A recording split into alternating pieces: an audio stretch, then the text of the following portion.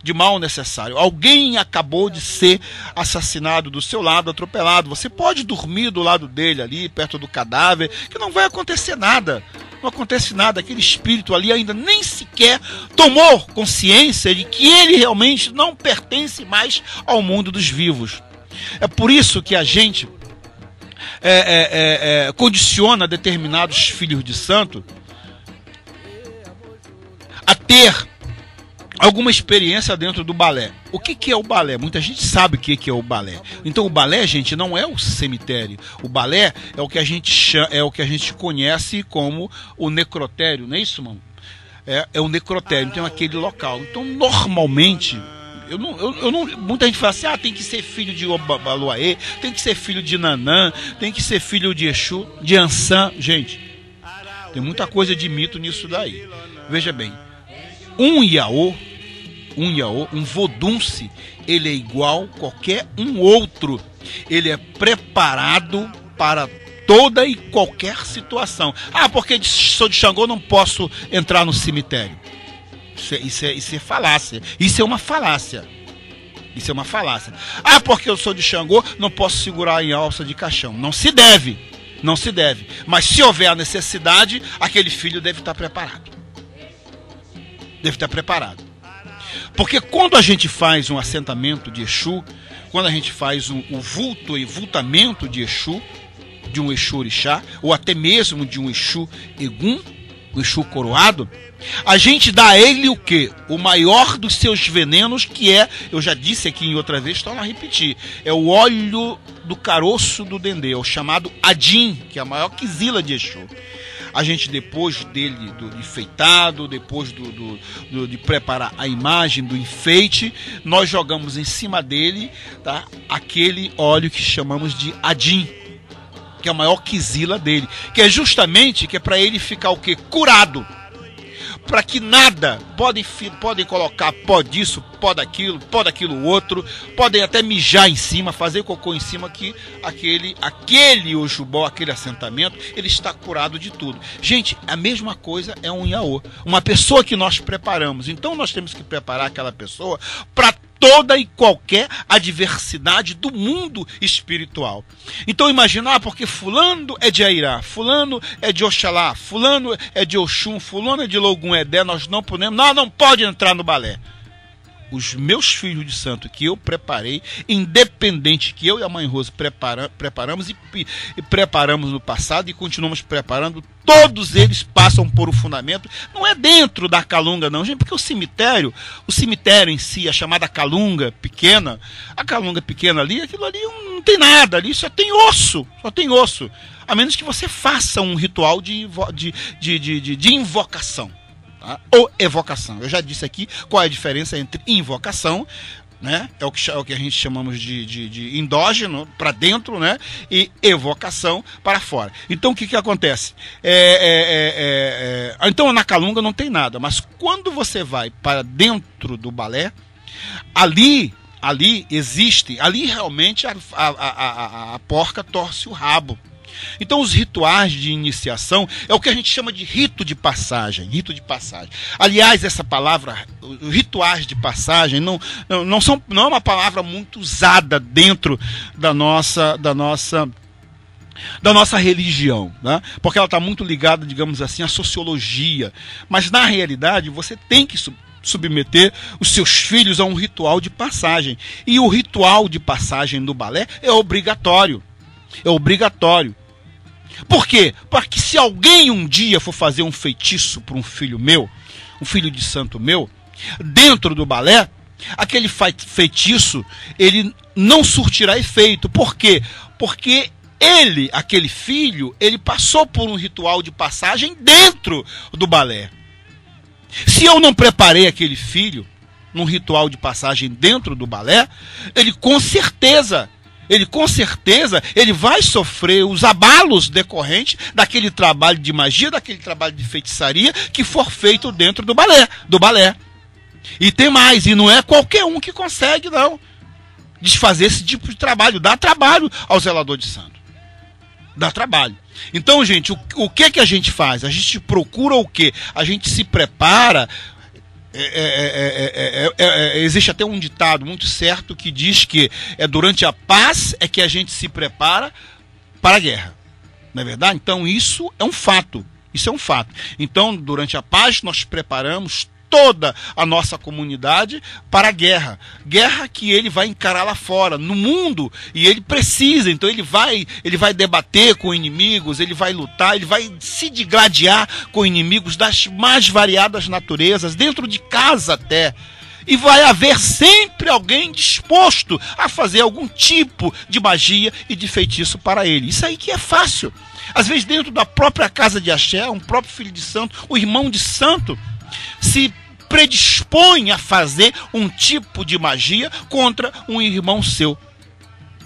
Quem já não teve esse tipo de experiência? O irmão de santo que na surdina vai lá e tenta queimar o assentamento do irmão de santo por pura inveja. Isso é muito comum. Afinal de contas, nós somos seres humanos. Ah, mas isso isso é lá fora. Não, senhora, não, senhores e senhoras. Acontece também dentro das casas de candomblé. Então, compete a nós, quando do sacramento dos nossos filhos, independente de que eles sejam omó-orixás, de que eles sejam elegum, filhos de orixá, nós temos que fazer, assim como existem rituais de passagem na mata, existem rituais na praia, no mar, nos rios, nos mangues. Então nós fazemos tudo isso justamente para curar, para criar uma blindagem espiritual aos nossos descendentes espirituais, para que eles fiquem imunes ou quase imunes, né, aos malefícios que se praticam diuturnamente por aí. Então, gente, eu acabei já entrando nesse tópico aqui sobre o Exu coroado aqui, então já entrei no embalo, né? Porque é muito importante isso, a gente falar de uma maneira clara, até porque eu sempre reputo da maior importância, claro, não quero aqui diminuir ou menosprezar o trabalho de outras pessoas que ocupam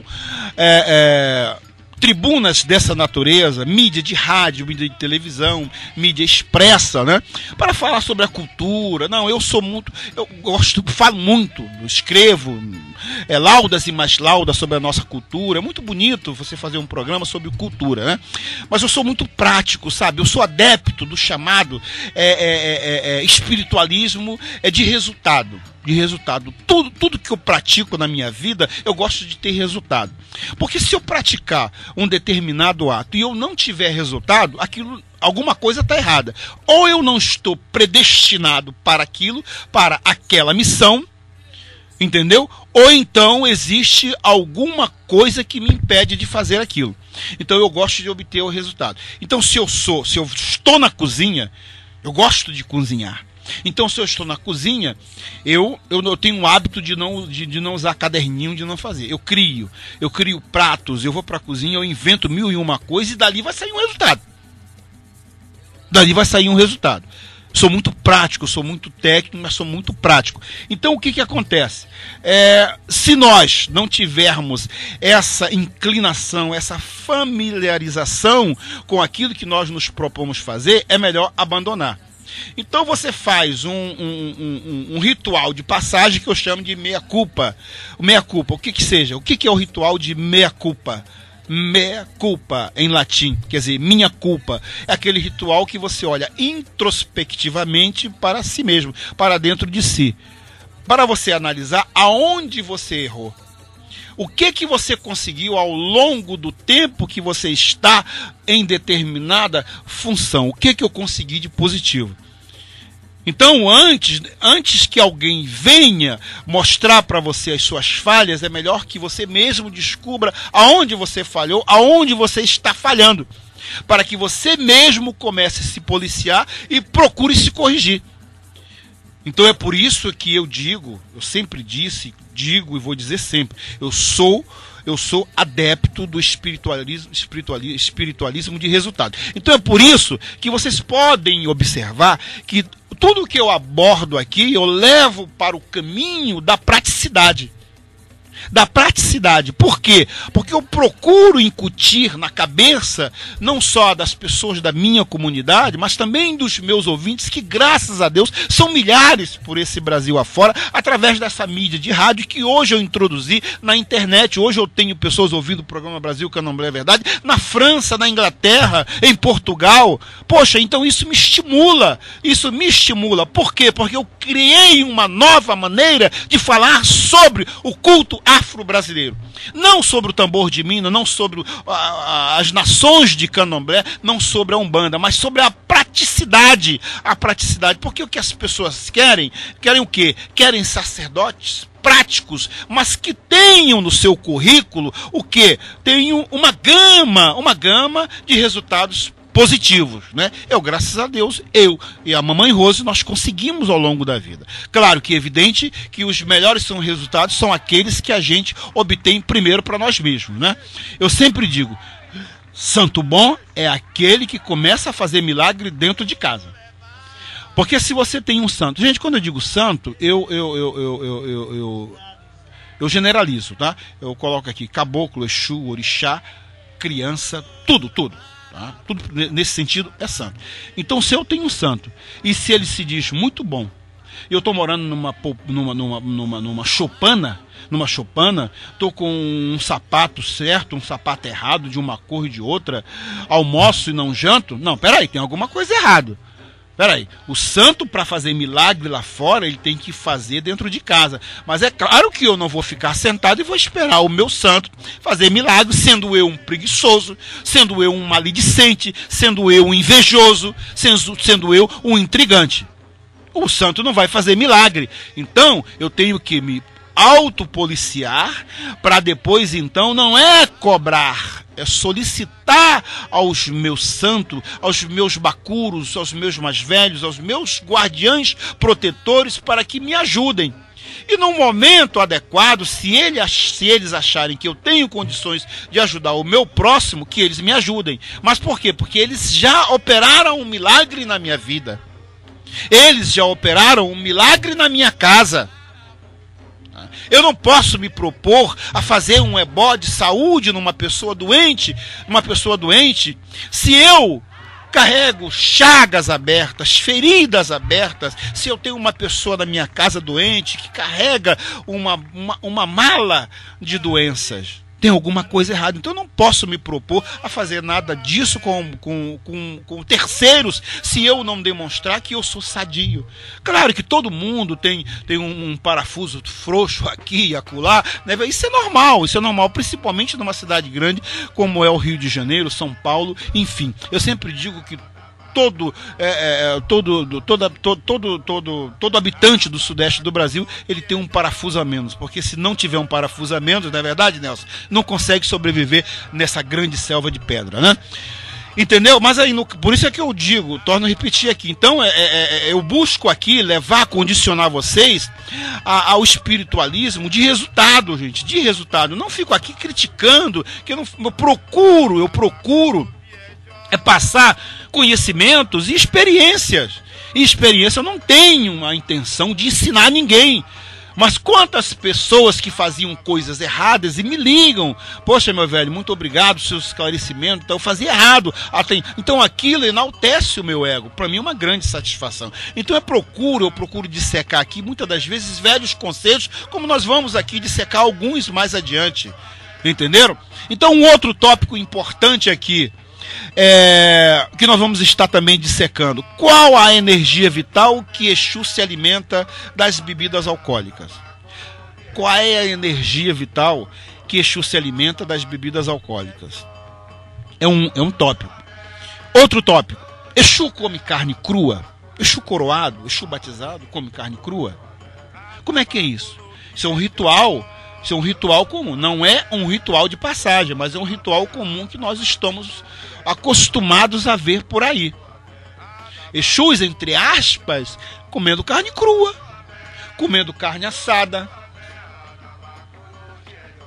Você deu para entender? Comendo carne assada, comendo churrasco, bebendo cervejinha gelada,